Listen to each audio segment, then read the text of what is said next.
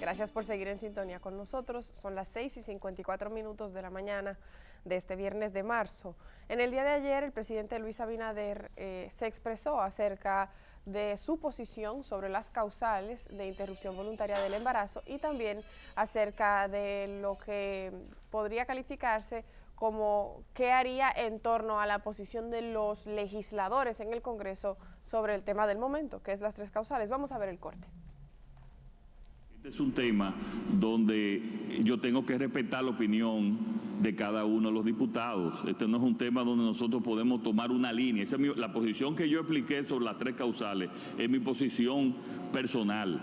Pero esto implica a temas religiosos, lo cual en un partido como es el PRM, que es un partido tolerante, yo tampoco puedo imponerle esa posición a diputados que tienen desde el punto de vista religioso otro tipo de pensamiento y otro tipo de ideas. Por eso nosotros estamos respetando la posición de cada uno de nuestra bancada, como lo hicimos en el pasado también, independientemente de que yo tenga una posición, pero yo tengo también que actuar y respetar las posiciones de todo el pueblo dominicano en ese sentido, y que en un momento ya la población mayoritariamente toma una decisión en ese sentido. Yo creo que es importante señalar varios asuntos ahí. El presidente dice que no puede imponer, Uchi y Edith, el tema de las causales, y tiene razón. El presidente, ningún presidente puede nunca imponer una ley. Lo que puede hacer un presidente es observar una ley que llegue a su despacho una vez aprobada por el Congreso para no, en lugar de promulgarla, en lugar de que continúe el proceso normal para que se vuelva en efecto ley, observarla, devolverla al Congreso para que el Congreso considere su observación. Entonces, eso es, y no otra cosa, lo que los campamentistas y las campamentistas reclaman en las inmediaciones del Palacio. Lo aclaro porque hay gente que dice que lo que sugiere el campamento es que el presidente baje raya ante el Congreso. Y eso no es lo que se pide. Lo que se pide es que de ser código, de ser aprobado o de ser ley, la criminalización del aborto sin las excepciones de las 3 causales, entonces el presidente haga lo que constitucionalmente debe y puede hacer, que es observar esa ley que recibe y devolverla al Congreso. Lo puede hacer como lo hizo Danilo Medina. Además lo puede hacer porque sería lo único cónsono con lo que él públicamente ha dicho que es su posición, porque así como él no puede imponer a otra persona, como bien él dice, su criterio particular sobre las 3 causales, tampoco puede proceder contrario a lo que él ha dicho es su criterio y en base a lo que él se propuso como candidato en esa materia. También hay que decir, miren, cada quien puede tener su propia posición sobre las causales. El presidente puede tener su propia posición, en el Congreso cada quien puede tener su posición y en la ciudadanía cada quien puede tener su posición sobre las causales. Esa misma percepción que tiene el presidente y que tienen algunos legisladores de que cada político, por decirlo bien genéricamente, tiene derecho a fijar su posición sobre un tema que entienden que corresponde a un tema de intimidad y de convicción tan profundo, que no debe de bajar nadie, ni una ley, ni un decreto, ni un presidente, una línea acerca de cómo proceder, es precisamente lo que se pide cuando se pide que se legalicen las causales. Se pide que se le deje a las mujeres decidir como mismo deciden los legisladores, como mismo dice el presidente que no va a intervenir. Asimismo, se pide que se permita que las mujeres, sin intervención de ningún político, determinen qué hacer en 3 situaciones de tanta gravedad. No se está pidiendo a los políticos, a los legisladores y al presidente nada distinto de lo que ellos mismos promulgan y aprueban y abogan para ellos mismos. Nada distinto. Esa misma libertad de conciencia y de decisión que ellos plantean para sí mismos es lo que se quiere que se permita para las mujeres dominicanas. También señalar, y por último, que en el año 2014, cuando el presidente Luis Abinader era candidato a la presidencia, dijo, y cito, Aunque siento profundo respeto y reconozco las genuinas motivaciones que tiene la Iglesia cristiana para reafirmar su posición tradicional sobre el tema, estoy convencido de que estamos frente a un grave problema de salud pública que afecta a las mujeres más pobres del país y que por lo tanto no se debe abordar exclusivamente desde una perspectiva religiosa. Y continuó diciendo, perdonen que se me fue el enlace. La legislación sobre el aborto en la República Dominicana no debe ignorar el grave problema de salud pública que representa esa práctica, principalmente en perjuicio de las mujeres con menos posibilidades económicas. Y lo hacía en el contexto de indicar puntualmente esto. Dice, recordó a los legisladores de esa organización a acoger la observación que hizo el presidente Danilo Medina al Código Penal, escuchando la voz de su conciencia y recordando la responsabilidad que tiene de proteger los derechos fundamentales de la mujer dominicana. El candidato Luis Abinader proponía a los legisladores acogerse a una observación del Código Penal que provino del Ejecutivo con la que él estaba de acuerdo. Entonces, el hoy presidente Luis Abinader podría presuponerse, por lógica, que observaría un Código Penal que no incluyera las causales, porque lo defendió cuando lo hizo el presidente anterior. Entonces, es eso y no más, ni menos lo que se pide desde el campamento. Uchi. Esa es una deducción correcta. Este tema divide a la población dominicana, como ha dividido a la población de cada país donde se ha tomado una decisión. Y la inmensa mayoría de los países han tomado la decisión de autorizar en base a estas causales la interrupción de un embarazo. Lo importante, esta discusión que se ha producido en tantos países, nosotros somos uno de los últimos porque la mayoría ya lo aprobó. Ahora, la discusión siempre ha sido ríspida, siempre ha sido agria, siempre ha sido enconada, y creo que deberíamos entender que en posiciones diferentes lo que valen son los razonamientos, los argumentos, y no apelar al lamentable recurso de descalificar al otro. No hay por qué insultar a nadie, no hay por qué condenar a nadie. Usted piensa eso, tiene derecho a pensarlo. Yo pienso otra cosa, y mis argumentos son tales, tales, tales y tales. Y así la discusión será menos, lo que se decida será menos traumático para la sociedad. Pero de todas maneras, hay por lo menos dos de esas causales que de verdad a uno se le antoja injusto imponérselos a las mujeres. Hoy tenemos ciencia que determina muchas cosas sin lugar a duda ninguna. La ciencia determina cuando un embrión no va a convertirse en una persona, no va a nacer, no va a nacer vivo.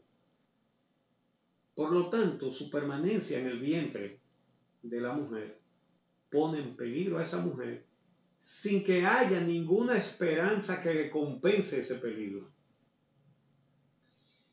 Por tanto, está claro que esa circunstancia necesita una legislación que no lleve a la cárcel a la mujer que se quiera desembarazar por esa circunstancia, porque sabe que no va a tener un hijo.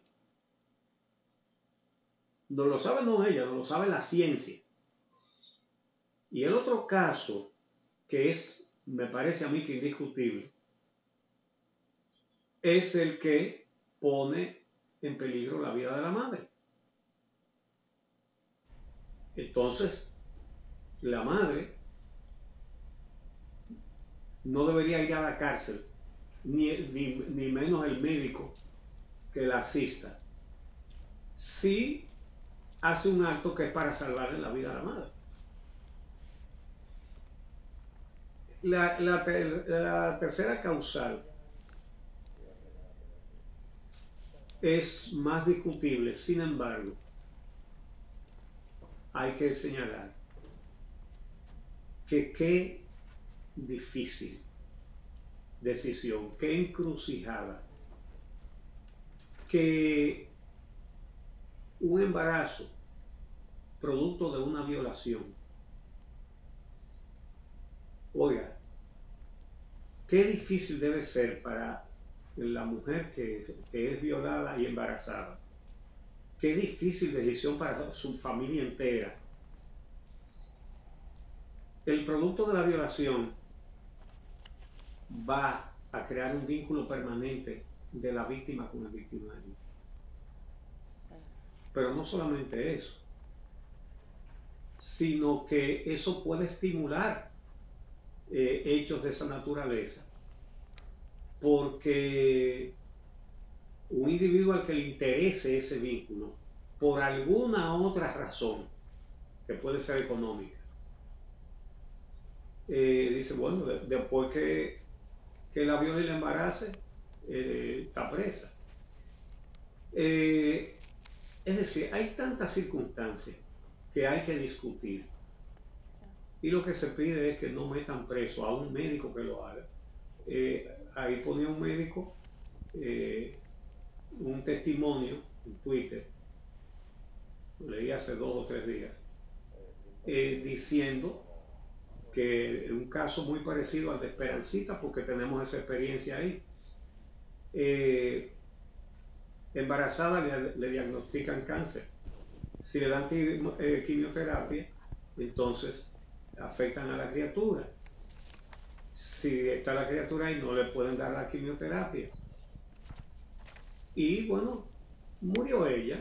Y claro, murió la criatura que llevaba en su vientre. Murieron los dos. Eso no parece lógico.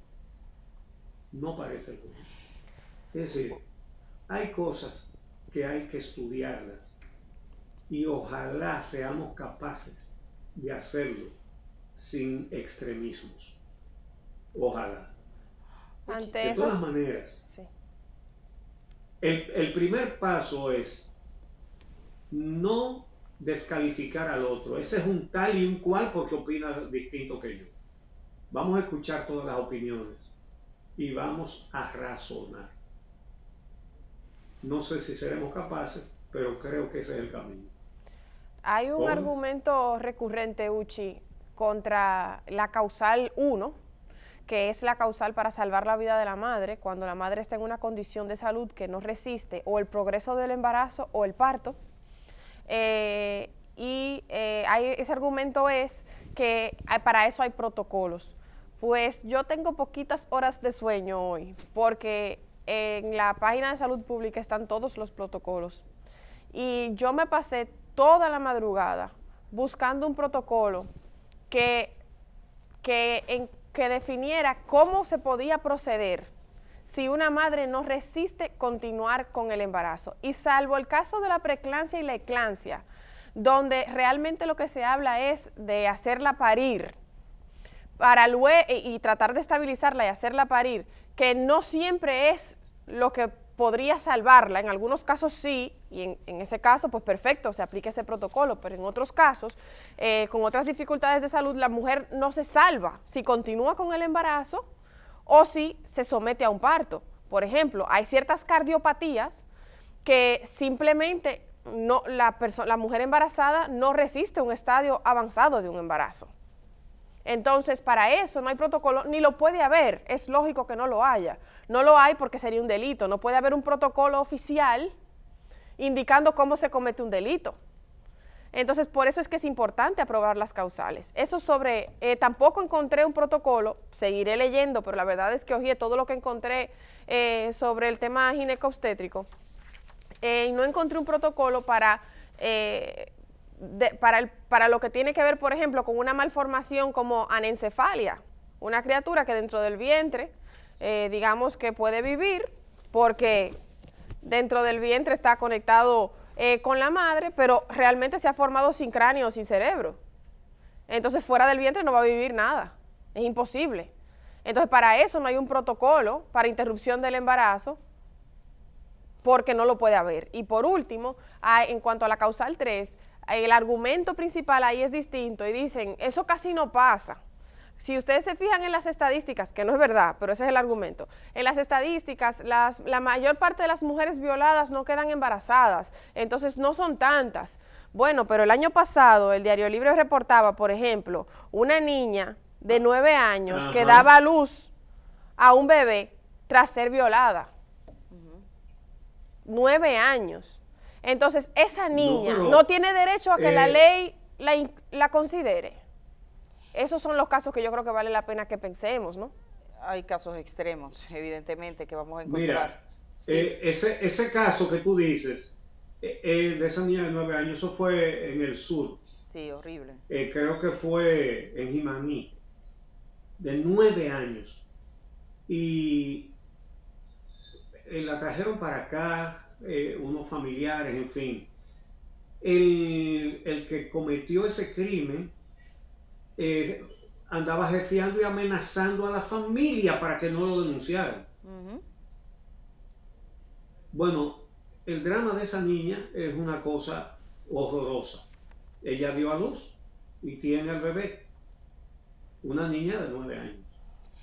Uchilora. Entonces, busquen hoy en el Listín Diario, hay una información que tiene mucho que ver con lo que tú acabas de decir, Carolina.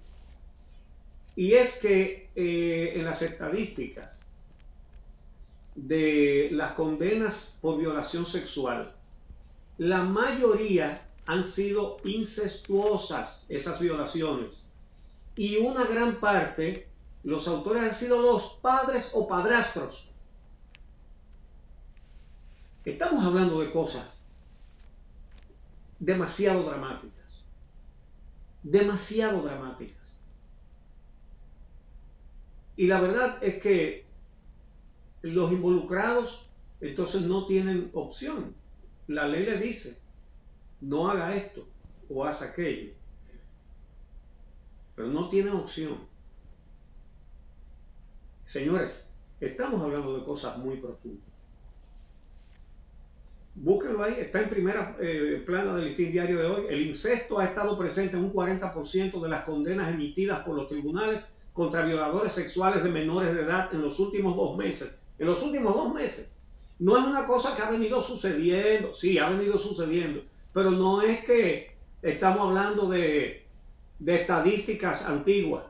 No, en los últimos 2 meses, el 40% de las condenas por violación de menores son incestuosas, son a sus parientes, fundamentalmente a sus padres. No estamos hablando de poca cosa. Eso no se puede tratar diciendo, fulano tal opina tal cosa, un tal y un cual. No es así. En esto hay que profundizar. Y hay que tomar en cuenta muchos temas humanos. Muchos temas humanos. Ojalá seamos capaces. Uchilora, yo quería decir, perdón, solamente porque vi lo que declaraba el presidente de la República de no imponerse. Las 3 causales no se imponen. No es una imposición. Las 3 causales son, y bien que ha quedado descrito con lo que ustedes han dicho, si la vida de la madre está en peligro, si ese bebé, o sea, ese embarazo es fruto de una violación o incesto, una relación incestuosa, una niña, una bebé, 9 años de edad embarazada, esa que pasó, o si la vida es incompatible para ese embarazo. Entonces, si están las 3 causales en el código y usted es mayor de edad, usted está embarazada y le dicen, mire, no tiene cerebro, no va a nacer con vida, ¿usted quiere seguir adelante? Usted puede decidir, sigo adelante, porque no es obligado. La interrupción del embarazo no será obligatoria. Si la vida de la madre corre riesgo y ella decide, porque no debería decidir ni el marido, ni la mamá, ni la abuela, debería decidir ella, no, yo, me dicen, como dijo ayer Waldo Ariel Suero, nosotros hemos tenido, dijo Waldo Ariel, que fue al campamento de las 3 causales. Nosotros hemos tenido casos donde sabemos 90% que la madre va a morir, pero ella dice, casi sin poder hablar, déjeme morir, pero lo intento, murió porque quiso. Hay un caso que, por ejemplo, que tenemos, que son, los testigos de Jehová no aceptan transfusiones de sangre. Bueno, pues si necesita sangre, tiene un accidente y dice, yo no me pueden poner sangre y su vida va a morir, pues si es adulto, no le pueden poner sangre. Pero ¿saben qué? Hay decisiones judiciales en varios países que cuando los padres, testigos de Jehová, dicen, no, a mi hijo no le ponen sangre, le dicen, usted se equivocó. La vida del niño hay que garantizarla. Y el Estado con sus leyes interviene y le garantiza la vida al muchacho, porque el papá no puede decidir en perjuicio de la vida de ese niño. Eso hay precedentes. Entonces, las opciones religiosas, hay opciones religiosas. Al Papa le preguntaban en un viaje, unos periodistas le preguntaban, pero mire, con respecto a los preservativos, porque se supone que los preservativos están prohibidos, es el método de ritmo, y hay muchos niños y niñas que se podrían llamar ritmos y rítmicas, porque ya ustedes saben, no se puede usar preservativos, que eso es un decir, porque al final todo el mundo hace una planificación y el Papa le dijo, bueno, para ser buenos cristianos hay gente que dice que hay que reproducirse como si fueran conejos, eso no es así. El Papa dijo, no se tiene que reproducir como si fueran conejos. Entonces, si nos llevamos digamos, de esos preceptos, mucha gente que está ahora decidiendo en el cuerpo de las mujeres, sencillamente no se podría usar, por ejemplo, un preservativo, no, es puro ritmo, pero ustedes saben que eso no funciona. Entonces, funciona, sí, funciona, pero, miren la vía de hecho. Entonces, las ideas religiosas, yo entiendo, todo el mundo tiene derecho y hay diferentes, mira, eso, los testigos de Jehová dicen, no me pueden poner sangre, es un pecado. Entonces otros dirán, no, pero ¿cómo puede ser? La ciencia dice otra cosa. Las ideas religiosas deben cultivarse por el liderazgo de las religiones. Salgan a predicar y convenzan a más mujeres que no van a interrumpir su embarazo como sea, a las familias, que sean las mujeres. Ahora, lo que no se puede hacer es por ley, tú decirle a una mujer, si tu vida está en peligro, no importa, aquí está prohibido. Una sociedad no puede hacer eso. Eso se cae de la mata. No puedes decirle a una mujer que su vida está en peligro, que por ley sus congresistas se sienten, y muchos de ellos farsantes. Farsantes porque muchos falsos, tan falsos como el padre Gil, de allá de Santiago, que hizo una lista, decía el padre Gil, no pueden votar por estos legisladores. Y ahí estaba Magda Rodríguez de Santiago, usted no puede votar porque ella apoya las 3 causales. ¿Saben qué? Estaba violando niños.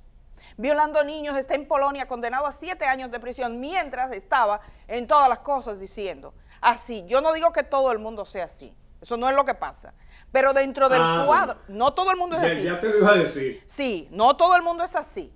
Claro. Exacto. Pero dentro del cuadro también hay mucha gente oportunista, porque hay de todo. Oportunistas, farsantes, gente que ha pagado, legisladores que han pagado sacerdote, sí. Ese sacerdote que tú mencionaste, el padre Gil, era un pederasta, violador de niños. Ahora, eso no quiere decir que los que defienden esa posición son así. No, pero que se cuela. Que se cuela dentro de ese mundo, sí, cuando usted ve gente que hace listas y demás dentro de todo, incluyendo legisladores, que en la realidad usted le pregunta al legislador, si la vida de tu hija está en peligro, tú no, ellos proceden, porque es como sintonizar y ver, sale del corazón de cada uno. Uno respeta profundamente todo el que piense, la manera en que piense cada uno. Ahora, dentro de todo este concierto, no nos llamemos a engaños, también hay eso, también hay gente que simplemente por razones políticas, otra por razones, digamos, profundamente religiosas. Ahora usted, las ideas de su religión son unas ideas, vive conforme a ellas y no tiene por qué imponerlas, esto no es un estado religioso, esto no es estado, cada estado dice, bueno, por si llega un líder, testigo de Jehová, somos legisladores, bueno, vamos a prohibir que se hagan transfusiones de sangre, porque nosotros creemos en eso y eso es lo que va, porque la Biblia dice y el Señor y no sé cuánto, ya no se pueden hacer. No, es con la ciencia, entonces eso hay que ponerlo todo. Lo que sí es que, como decía el presidente, no se impone. Las 3 causales no se imponen. No se impone. Las 3 causales son las condiciones. Yo conozco un caso. Exacto. Sí, si quiere. Conozco un caso real con eso de la sangre. Sí. Una familia que tuvo un accidente, y había una bebé que resultó con muchas lesiones. Había que hacer una transfusión de sangre, se opusieron y la niña se murió. En otros países no se permite que los padres hagan eso, no lo pueden decidir por un menor. Y lo grande es el drama que vino de ahí en adelante entre la madre, la abuela y todo eso. Horrible, horrible, porque por convicción, por creencias, dijeron no le pueden poner sangre. Y no se la pusieron. Y la niña, dijeron los médicos que se salvaba con una transfusión de sangre. Y bueno, no se la hicieron y no se salvó. Son cosas demasiado delicadas. Mira, rápidamente, porque creo que hemos tomado mucho tiempo en este comentario, el tema de las ternas para la Cámara de Cuentas y para el Defensor del Pueblo, lamentablemente, parece que se están cocinando cosas que distan mucho de las decisiones que ha tomado el presidente Abinader con el Ministerio Público y con la Dirección de Compras y Contrataciones, que puso a personas independientes. La verdad es que es desalentador que las decisiones que dependen de una sola persona, que es el presidente, estén por ese camino, pero las que toman los órganos colegiados estén en un camino completamente contrario. Y solamente hay que señalar que fue exitosa la conformación de la Junta Central Electoral, pero que desde dentro del partido de gobierno fue que se alentaron los mayores desafíos para querer meter militantes políticos, cuadros políticos en la Junta Central Electoral. Una insistencia en ser iguales que el partido al que el pueblo sacó del gobierno, porque no se equivoquen, PRMistas, al gobierno del PLD no lo sacaron ustedes, lo sacó el pueblo dominicano. No se equivoquen. Y deberían estar tratando de no parecerse en los mismos asuntos en los cuales fueron repudiados. Entonces, pero qué insistencia en parecerse. Fue desde dentro del Partido Revolucionario Moderno donde se torpedeó el propósito de elegir una junta sin dirigentes políticos. Y trataron de meter el de ellos porque muchos tienen una vista muy corta y entonces no entienden el momento político que está viviendo la sociedad dominicana.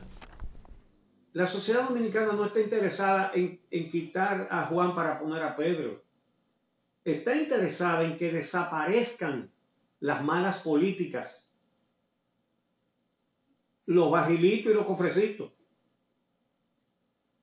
El hecho de las botellas.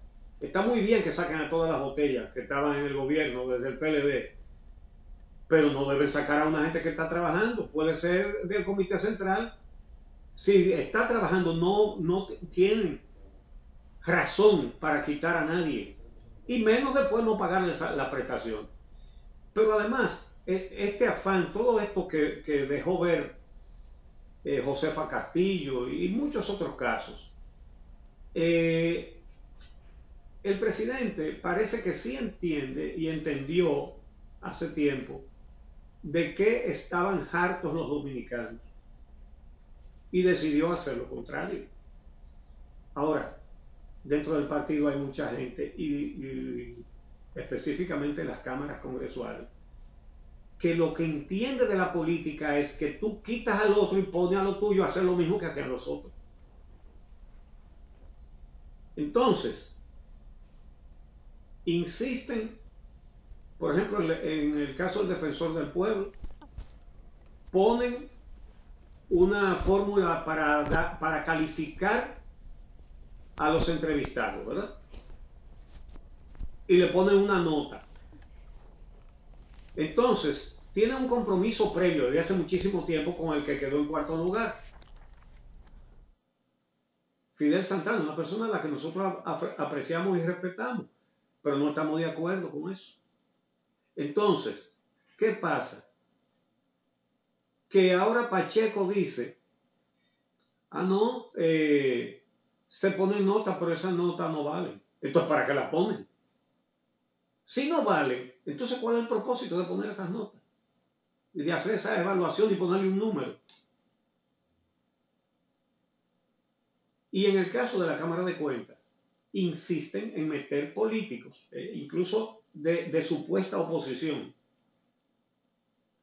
Incluso se dice que hay partidos de la supuesta oposición que están haciendo esta exigencia. Me ponen a fulano y yo apoyo a mengano.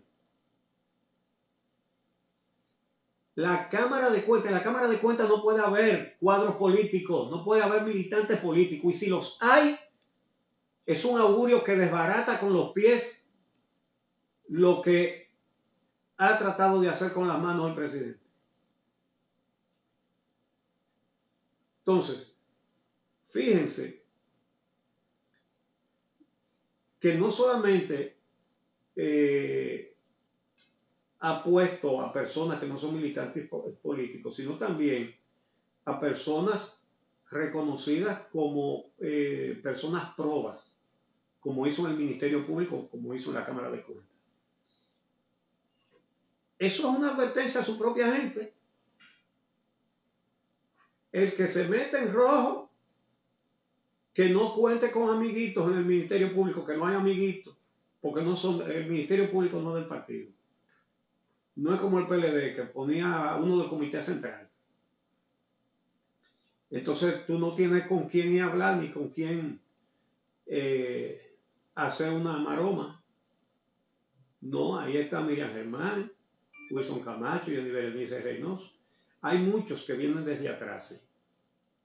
Quedan muchísimos. La mayoría de los miembros del Ministerio Público son del periodo del PLD, pero no se pueden quitar porque eso es lo que dice la ley. Y uno lo que espera es que se acomoden a las nuevas reglas, ¿verdad?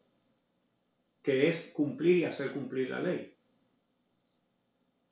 Y el que vaya a meter la mano, el que vaya a hacer primero una maroma con unas licitaciones, Carlos Pimentel no tiene amiguitos en el partido. No tiene amiguitos en el partido. Y ha parado varias maromas de esa también. Y en el Ministerio Público, miren el caso, por ejemplo, de Leonardo Falla, que ahora dice que eso es una confabulación entre Danilo, el gobierno del PRM, el partido PRM, y el Ministerio Público, dice él. Miren, lo que pasa es que aunque a la denunciante la hayan persuadido, la hayan convencido de retirar la querella, la acción pública sigue, porque eso es lo que dice la ley. Usted puede poner una querella y la puede retirar. Y después que usted puso la querella sobre un hecho criminal, porque no es un simple delito, es un hecho criminal, ya la acción pública ni se detiene ni se puede detener. Lo que dice la ley es que tiene que seguir la investigación y, si procede, hacer el expediente y someter a la justicia. Y eso es lo que está haciendo el Ministerio Público. Y ahí está el director regional de aduanas que tenían en Santiago, con un caso igualito, o muy similar, por lo menos. Entonces, esto que está pasando con la Cámara de Cuentas, la verdad que uno espera que reflexione, porque eso es lo que se llamaría echar una tremenda pasta de jabón en un sancocho que a la gente le ha estado gustando. Qué bueno un Ministerio Público independiente, qué bueno Dirección de Compras independiente. Y ahora ponerle una Cámara de Cuentas, miren lo que ha pasado con la que todavía está ahí, de un informe de auditoría de las obras de Odebrecht, porque no querían auditar las obras, porque sabían lo que iban a encontrar. Finalmente, no aguantaron la presión y mandaron inspectores. Y por más deseo de favorecer a la Odebrecht y a los funcionarios que cogieron los sobornos, los auditores dijeron todo lo que encontraron, o dijeron bastante. Y esa auditoría tenía como 290 páginas y quedó en 60. Entonces, ¿y por qué pasa una monstruosidad como esa? Bueno, porque pusieron a cuadros políticos del partido de gobierno, en el gobierno pasado, en la Cámara de Cuentas. Entonces vamos a meter político otra vez. Yo creo que deberíamos salir a las calles, si lo ponen. La Marcha Verde debería ir calentando el brazo. Porque si eso ocurre, hay que decirle lo mismo que se le dijo a los otros, que abusaron de esta sociedad. Bueno, pues si los de ahora están en la misma disposición de seguir abusando, entonces debe actuar el único que puede impedir todas esas barbaridades, que es usted, el ciudadano, la ciudadana. Marcha Verde, vayan calentando el brazo. Jóvenes. Bueno, Uchilora, vamos a ir a la pausa en este momento y vamos a despedirle a usted y a desear que tenga un feliz fin de semana. Usted tiene que trabajar, sabemos, en otros asuntos, eso Tengo ocurre que los días. retirarme ahora. Bueno, pues... Tenga buen día. Sí. Que tenga un día genial y un fin de semana bueno. Hasta el lunes. Hasta el lunes, hasta el domingo para nosotros. Igual a ustedes y a todos nuestros televidentes. Vamos a la pausa, regresamos de una vez con Guadalupe Valdés. Con ella vamos a conversar sobre ese proceso de elección del defensor del pueblo.